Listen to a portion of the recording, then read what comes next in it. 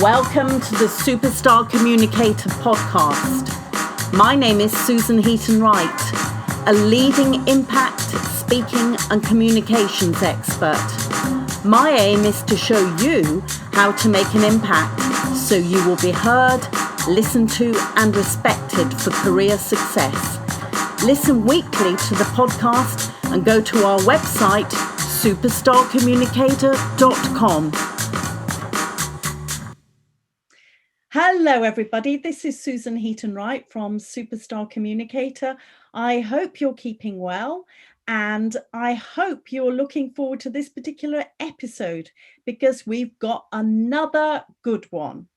You know as well as I do that this podcast is all about spoken communication and how we can make an impact, whether we're actually speaking or whether we're listening, so that we can raise our visibility and impact in business conversations. I'm very, very pleased to have on the other end of the internet the wonderful Chantal Cornelius, who is a marketeer. And she is a friend of mine and she is a really, really good egg. She set up her business, Appletree Marketing, in 2000, and since then has helped hundreds of coaches, consultants, and trainers to grow their businesses. She does marketing very differently to most people by providing simple, practical, and down-to-earth advice to help small businesses grow. 2020 has been her most successful year so far. That's incredible. And she has spent the year adapting her business to new ways of working and showing her clients how to do the same. So welcome, Chantal. Thank you, Susan. It's lovely to be here. Thank you for having me. That is my pleasure. So how on earth in 2020 have you had your best year ever? Tell us the secret. Well, aside from working my socks off, so no, I decided back in March when the world started going into lockdown, I noticed a lot of people in running small businesses going, oh, we're just going to hide for a few months. We're going to sit this out and wait for it to go away and wait till we go back to normal.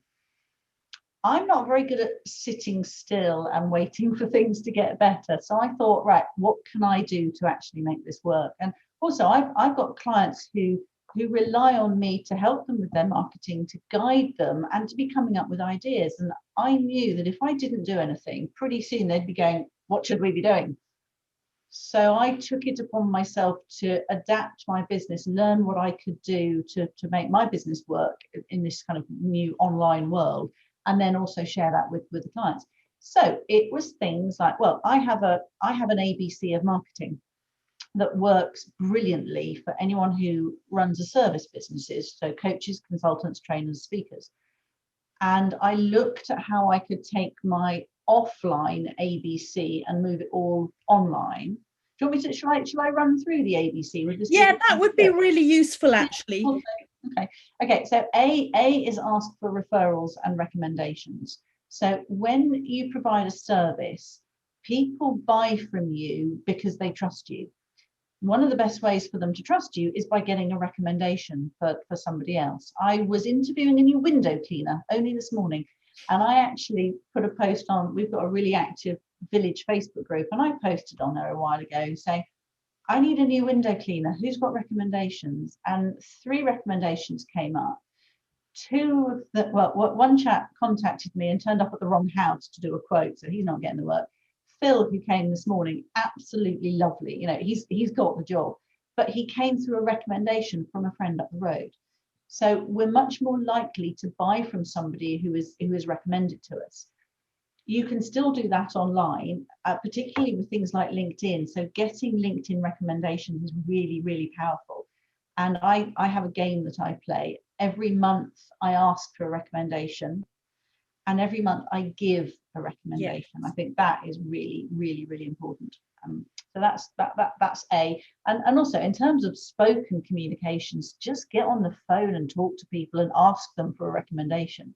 I had an email from a client the other day saying, well, I've emailed this person 3 times and they haven't responded. No, get on the phone, talk to them. So that's A. B is business networking, and this has been the big shift for me this year. So within networking, I also include speaking, and I do quite a lot of speaking to groups of organizations of coaches and small businesses. Yes. And last time I've measured, 53% of my clients have come to me because they've heard me speak. Wow. Yeah. And so I love doing it, but I've learned how to do it online. I love speaking anyway, and I've learned that I can't do it in a room full of people. So I've had to learn how to do it here. If you can see behind me, I've got a banner up there, and I put that there so that it's kind of made me keep my office tidy, but I've got the banner there so that when I'm online, people can see, and there's some branding. But I've learned how to do it. I've watched from some of the best. I've watched some of the best and learned from them. So networking online, speaking online, really, really powerful way of growing a business. And I've been doing loads of it. I've noticed companies and business owners earlier in the year going, oh no, it's not gonna last. We'll just hunker down and wait it out. Don't. You've got to get out there and do it. And again, it's about building up relationships with people. If you're speaking at an event, you can share. It's not about standing up and going, look at me, I'm great. But it's about sharing advice, a bit like I'm doing now with my ABC. And that way people go, oh, I like what she's saying. I might get in touch with her. C is for content. And that, in terms of spoken word, that the best way is about videos. So using videos of tips and advice and interviews and share them, so that when somebody is recommended to you, or they see you speak online or see you at a networking event, they can then go to your website or your LinkedIn profile and actually see real examples of you speaking and examples of you sharing your advice. So that's what I've done. I've done loads and loads of that this year, and I've got all my clients to do it too. So that's incredible.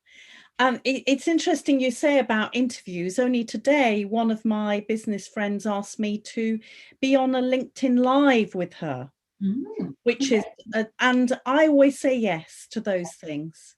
Yeah, I think that's a great idea. I guess my one caveat, and I mentioned this to somebody earlier on, is make sure that the audience you're going to be speaking to is relevant. Yes, if you're not being paid to speak, you can use that to promote your business, but make sure that whoever's listening.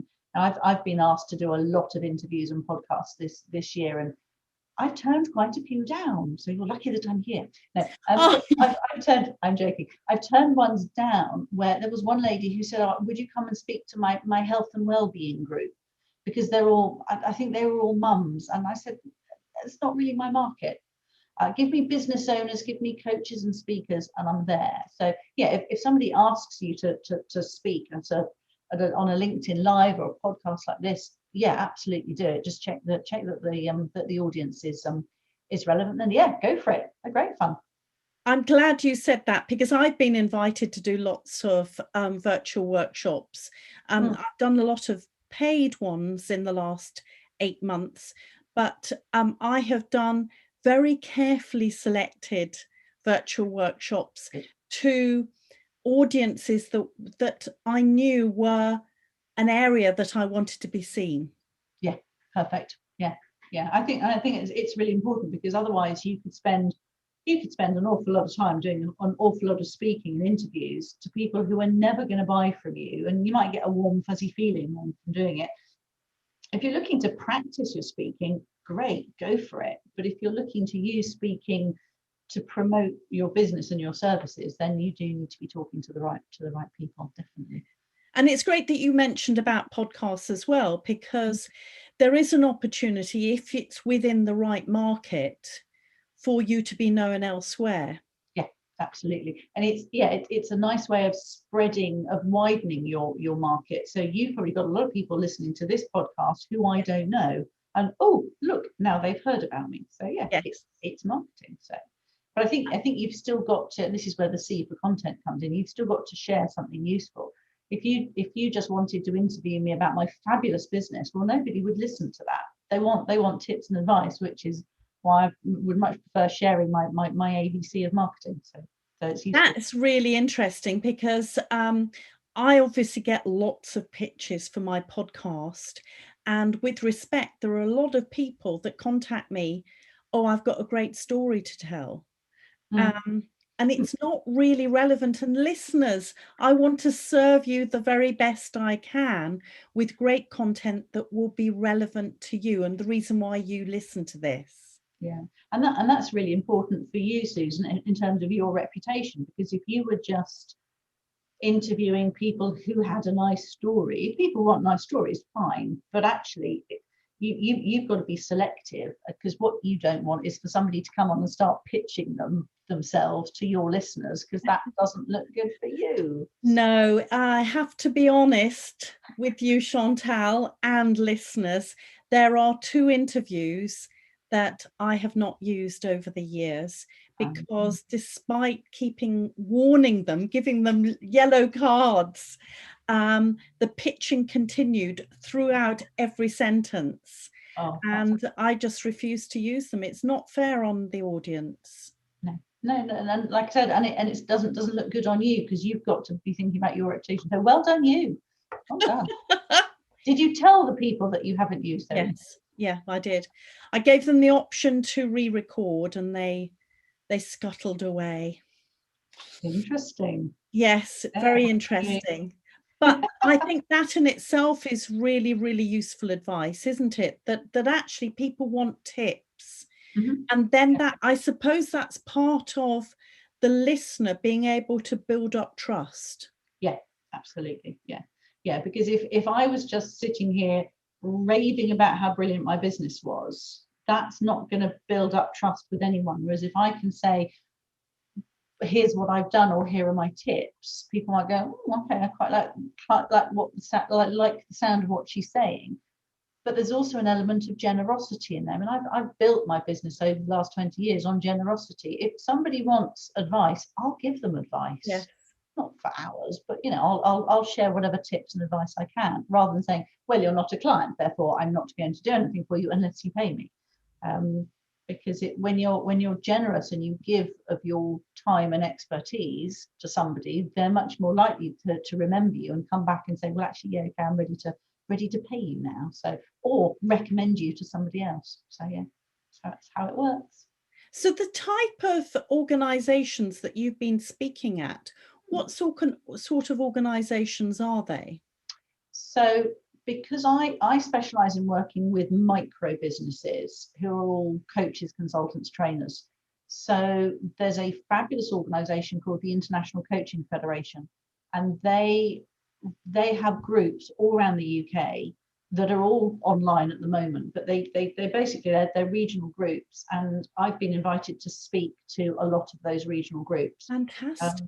One of the nice ones, I was originally booked to speak in May this year to the Bath and Bristol group, and it was going to be an actual in the room drive down to Bath, or go on the train down to Bath and go and speak.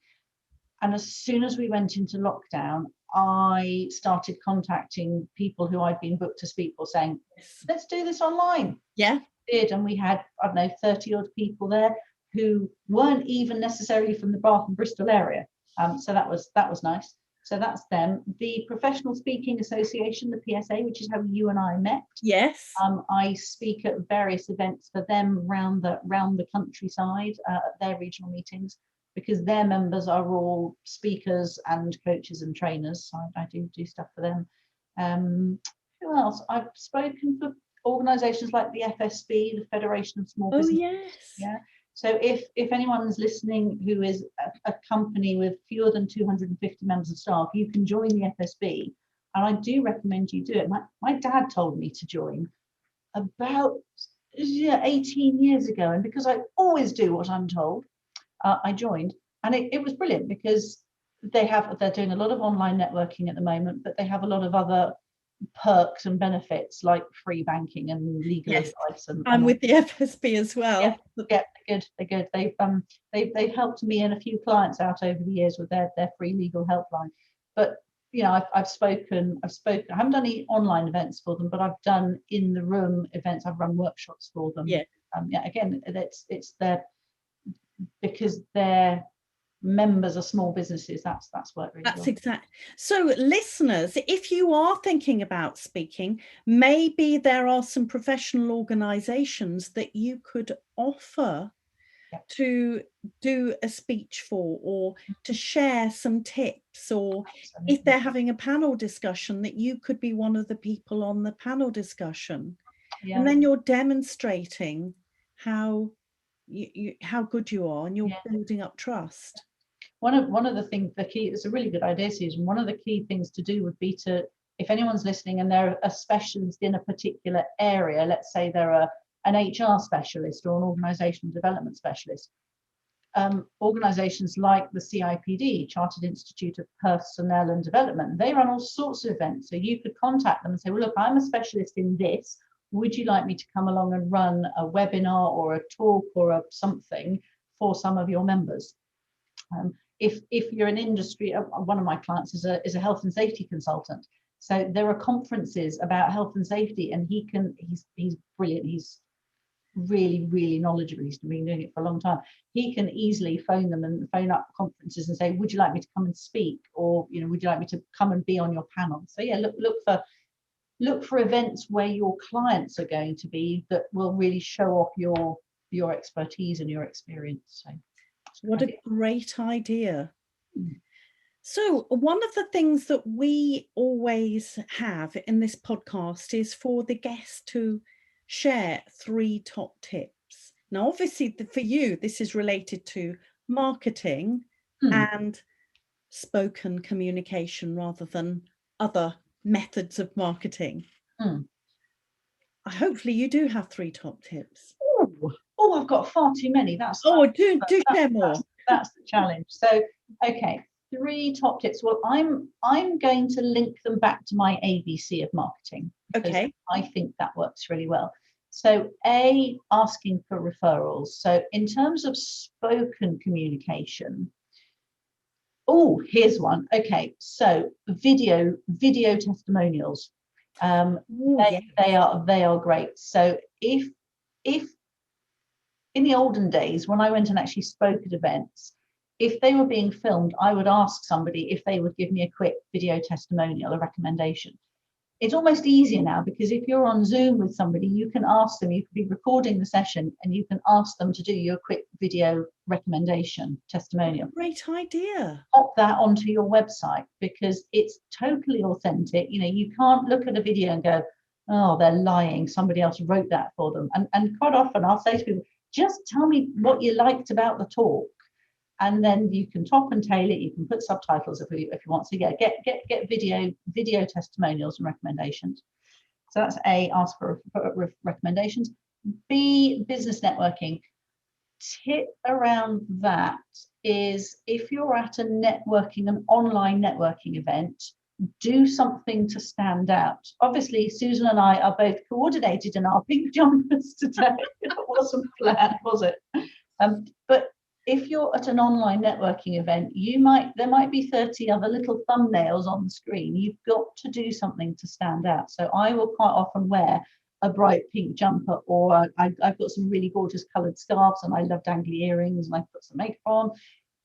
But also I'll think of I was at an event a while ago, and the organizer said, who's got something to celebrate this week? And I went, yeah, me. And he said, great, what is it? I'm like, oh, heck, think of something. So always do something to stand out. To ask a question, give some feedback, so that you're not just a little square in a corner that nobody sees. Brilliant. That's a brilliant tip. That one. And then content around spoken communication. It goes back to videos.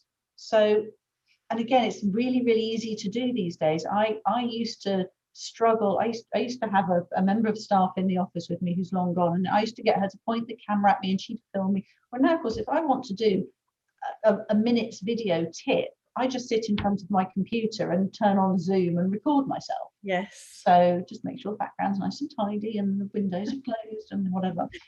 So really easy these days. The videographers will hate me for saying it. You can still pay people to have it done really nicely, but if you just want to do a quick series of tips, I could do my ABC spoken to camera like we're doing now, and put that out, and you can put that out on Facebook, on LinkedIn, you can put it on your website. So share your knowledge and your tips through videos.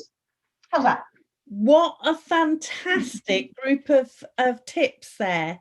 I am absolutely certain that there are going to be some listeners who are going to be very interested in your business and how possibly they could work with you.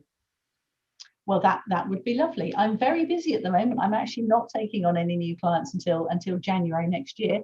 But if people... I should add that this will be coming out in 2021 in January. In that case, I'm taking on new clients. Fabulous. That's fine. That's good. I'm open for business again now. This year's been fabulous and busy, but I need to ease off a bit. No, if anyone wants more information, they can go to my website, which is appletreeuk.com. I've written a couple of books, and one of them is called 1 in 10. It's how to survive your first 10 years in business.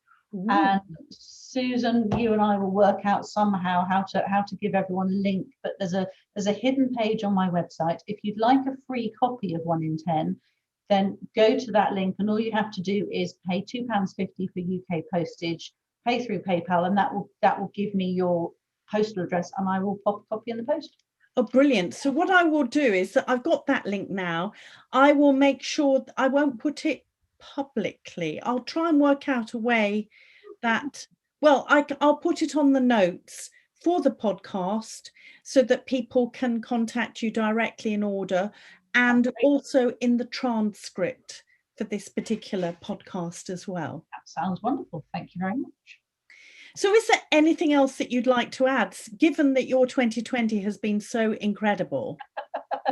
I suppose my big tip is look after yourselves, because I'm very good at working my socks off and sliding down the slope into burnout, which is why I have some really good friends around me who every now and then will go, are you working too hard? So while it's important to run brilliant businesses and make money and earn a living, just watch out for yourselves, because if you are the only person in your business, if you're not okay, then your business is gonna suffer. So please make time for yourselves. Definitely, that's the biggie. That's a very, very good piece of advice. Thank you very much for reminding us that there's that real balance. And particularly since everything is so uncertain, we've got to work harder to rebalance the stress that we're all experiencing. Somebody told me a long time ago that there is no such thing, when you run your own business, there is no such thing as work-life balance. It's work-life integration. And it's about working out how best to integrate your work and your life so that you don't spend all hours. It would be very easy for me to carry on working in the evening, and I have to learning to switch off. So look at how to integrate it, how to make sure that you get the balance and that you look after yourself. What good advice. So before we finish, well, is there anything else that you would like to add? Yeah, thank you for having me. It's been lovely. Oh, thank you. and next time we will definitely make sure we coordinate jumpers again, because I think it's very important. Oh, that's fantastic. Thank you so much.